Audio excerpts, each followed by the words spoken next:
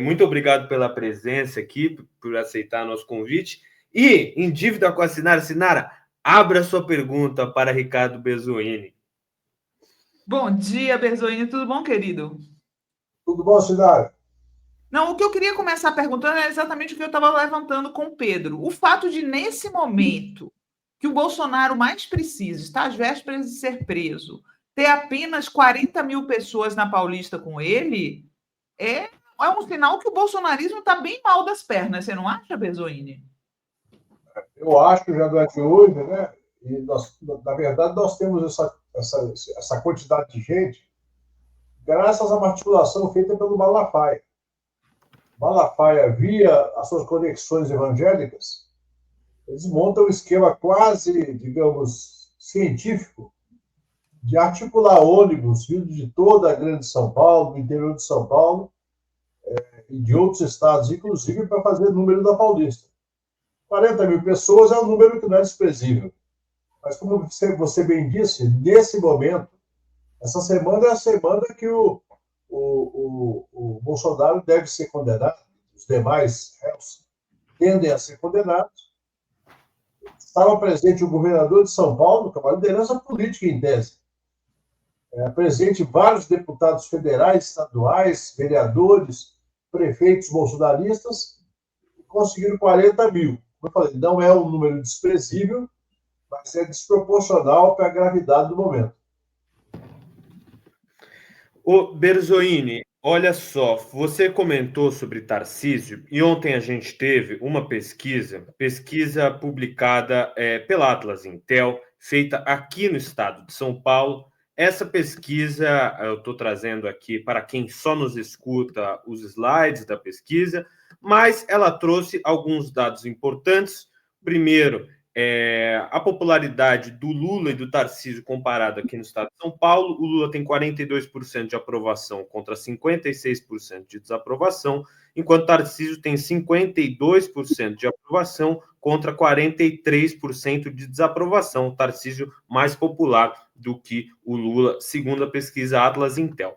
Mas tem alguns dados curiosos que mostram um certo problema das articulações que estão sendo feitas em cima do Tarcísio. O dado principal é o seguinte: com o Tarcísio de Freitas no ticket para ser governador de São Paulo, ele tem um caminho relativamente fácil, com mais de 40% dos votos já no primeiro turno, provavelmente reeleito no primeiro turno. Mas quando ele sai para presidente e sai do ticket de governador, o Geraldo Alckmin tem uma popularidade muito grande e vence as eleições também em quase um cenário de primeiro turno contra todos os nomes da extrema-direita. E o próprio Haddad tem um desempenho positivo contra Derrite, Salles e Rodrigo Manga. O Haddad com 41% das intenções de voto para governador de São Paulo. Como que você avalia essa pesquisa? Você acha que tem chance do Tarcísio desistir de ser presidente do Brasil por conta desse cenário negativo aqui em São Paulo? Eu creio que ele tem hoje um dilema enorme, que é o seguinte: ele está sendo pressionado pela Faria Lima, por uma parte da Fiesp, por uma parte grande do agro paulista, para ser o candidato a presidente. Não só paulista, mas de todo o Brasil. Então, ele, obviamente, ele tem essa pressão e não pode simplesmente dizer não. Ao mesmo tempo, ele não é burro, ele sabe que a disputa presidencial é dificílima para ele. Enquanto a disputa para o governo de São Paulo é menos difícil. Eu quero dizer o seguinte: na minha opinião, ele não é favorito, é que ele está jogando sozinho em São Paulo. Não é uma oposição organizada, uma oposição de rua. E vocês conhecem bem a mídia de São Paulo, ela faz, digamos, praticamente uma agenda de propaganda governamental, com pouquíssimo questionamento ao governo medíocre do Tarcísio. É um governo medíocre, é um governo violento, é um governo que não tem nenhuma política social relevante. Isso, num debate de campanha, certamente haverá mais um calor e embate. obviamente, nesse momento, pergunta, como acontecia anteriormente com candidatos tucanos de São Paulo, que, quando não havia uma pressão política e a grande mídia fazia, digamos, uma agenda praticamente sem espaço para a oposição, qualquer pesquisa eles ganhavam por 60 a 25. Quando chega da época da eleição, tem debate, tem entrevista, eles são obrigados a entrevistar os candidatos de oposição, aí muda de figura.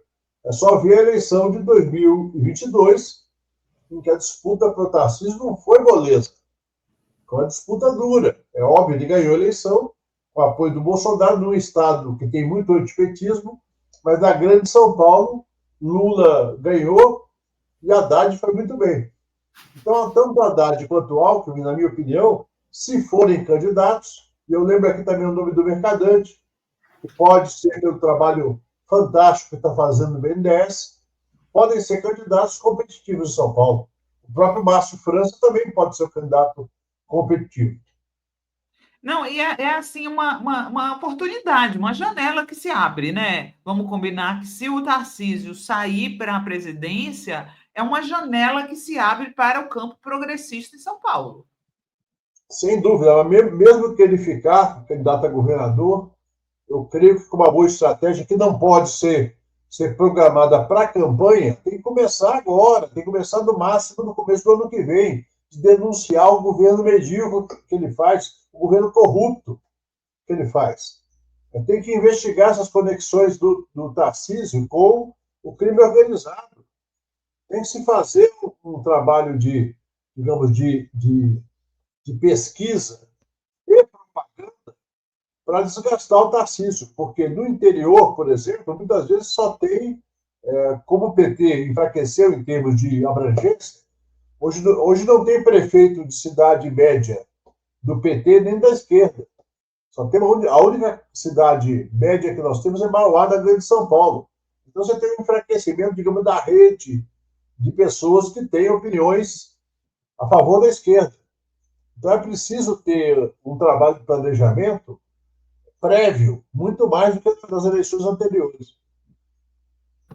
Olha só, Bezoini, eu vou te fazer uma pergunta. Você que foi ministro da Secretaria de Relações Institucionais e tem uma notícia hoje aqui da Fórum do Plínio Teodoro, que ele coloca que a ministra Gleice começou nessa segunda-feira uma ofensiva, um levante para tentar desajustar essa articulação do Tarcísio junto aos republicanos, junto o Antônio Rueda, do União Brasil, e junto ao Ciro Nogueira, do PP. De alguma maneira, o Lula deu a missão à Gleice de tentar fazer um trabalho para reverter essa articulação de anistia que o Tarcísio armou junto com os caciques partidários. Eu queria que você fizesse uma avaliação tanto dessa movimentação do Tarcísio e tanto das possibilidades que o governo tem de sacramentar a derrota da anistia no Congresso. Eu creio que é importante, mas eu não apostaria muita coisa nele, porque, obviamente, desde o começo do governo, não há base do governo Lula nesses partidos, o que são algumas pessoas. Por exemplo, o ministro Silvio Costa, ele é do Republicanos, mas ele é praticamente, com mais 3 ou 4, os únicos que estão, digamos, na base de apoio do governo dentro dos Republicanos.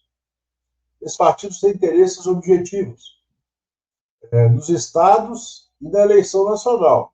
Se eles sentirem que o Lula está muito favorito, podem fazer um movimento de neutralidade, jamais de apoio. Se eles sentirem que o Lula não está bem para a eleição, eles podem apoiar o Tarcísio ou outro candidato da direita. Ou podem ficar neutros por conveniência estadual. Quando tem muita divisão nos estados, por exemplo, na Bahia, como o PT governa e tem uma estrutura de aliança forte, alguns partidos que fazem oposição nacionalmente podem optar por ficar neutros, porque o voto lá é mais pró-Lula, pró-PT do que nos outros estados.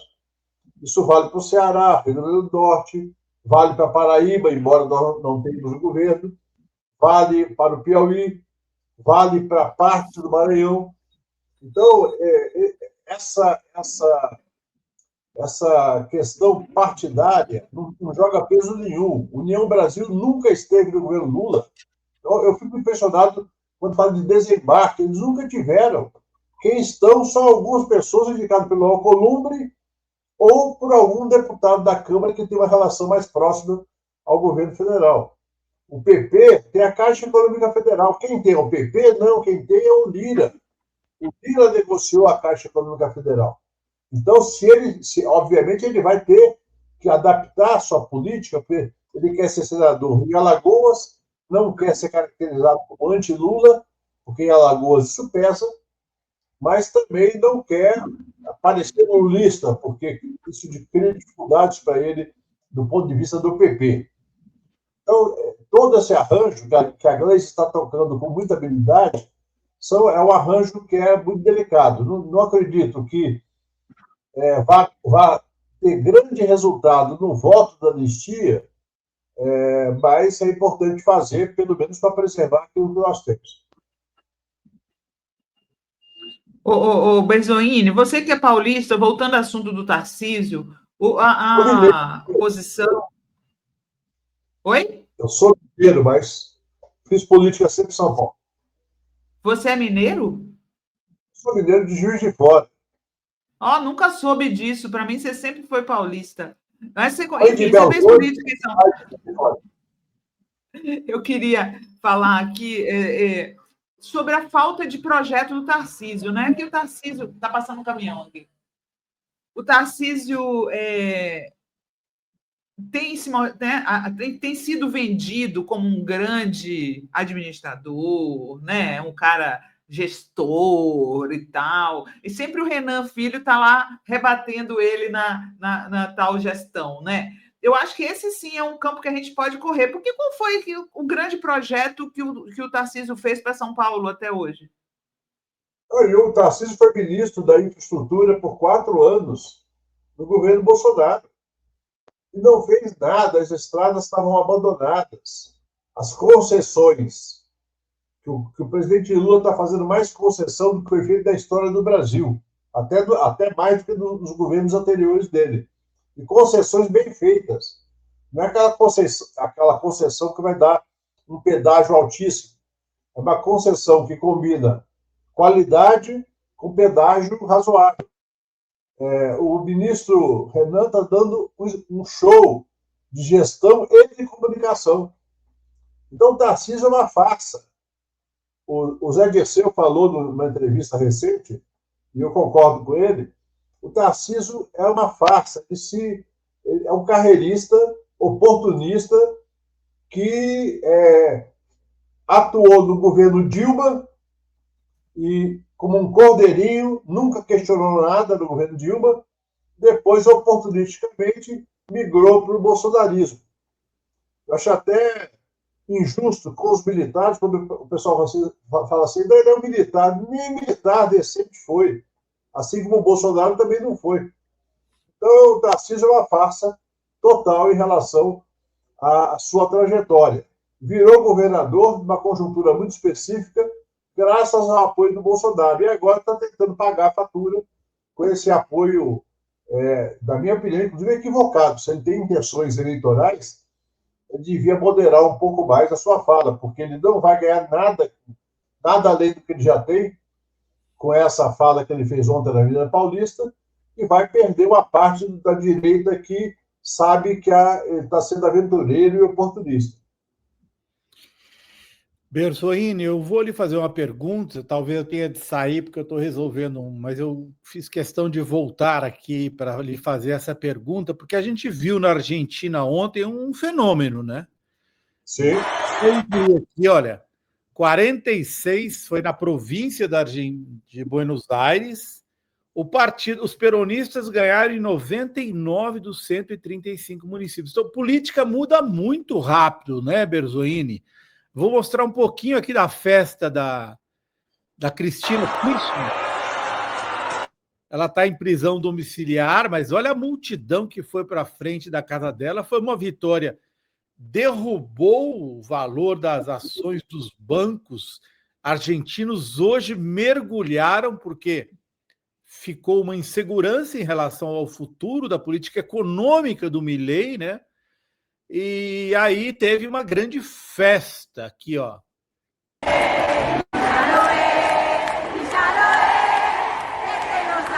Isso aqui era um show ontem à noite, show no estádio do Vélez.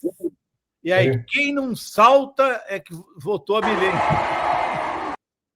Foi uma festa em Buenos Aires, essa derrota.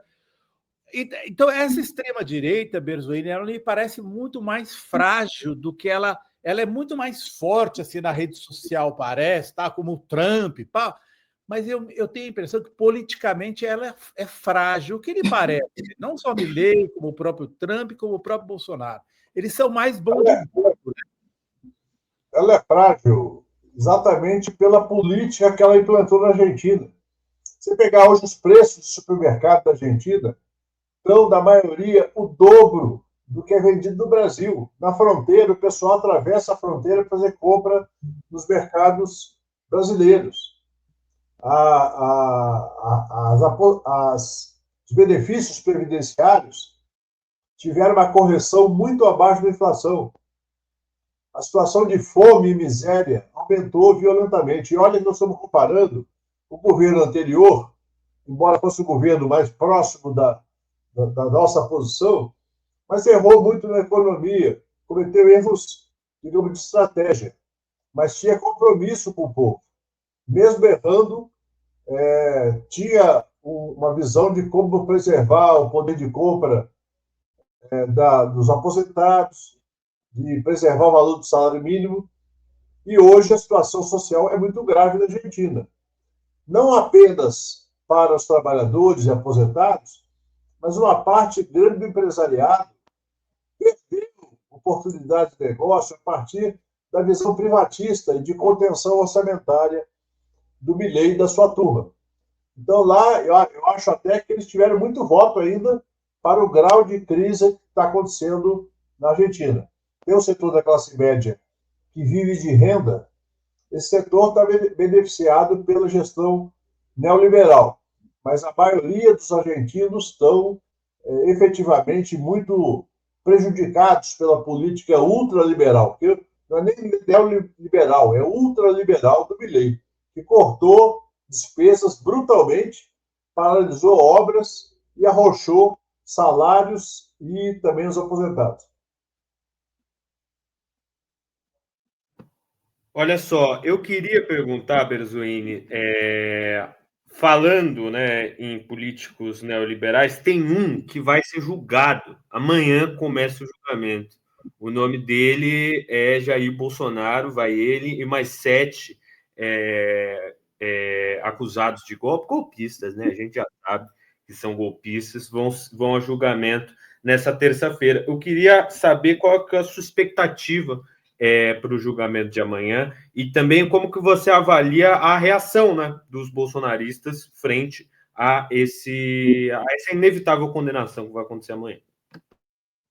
Olha, o processo foi todo público, bem divulgado, bem sustentado. Pode ter, eventualmente, uma outra defesa, eu assisti algumas, que consiga convencer a atenuar a pena, mas no caso do Bolsonaro não há nenhuma possibilidade. Por que não há? Porque todos os elementos que foram construídos pelo próprio Bolsonaro, desde o começo do seu mandato, mas especialmente a partir de setembro de 21, passando por setembro de 22, passando pelo pós-eleição, a atitude que ele teve de não querer fazer o reconhecimento público da derrota, inclusive não querer passar a faixa para o Lula.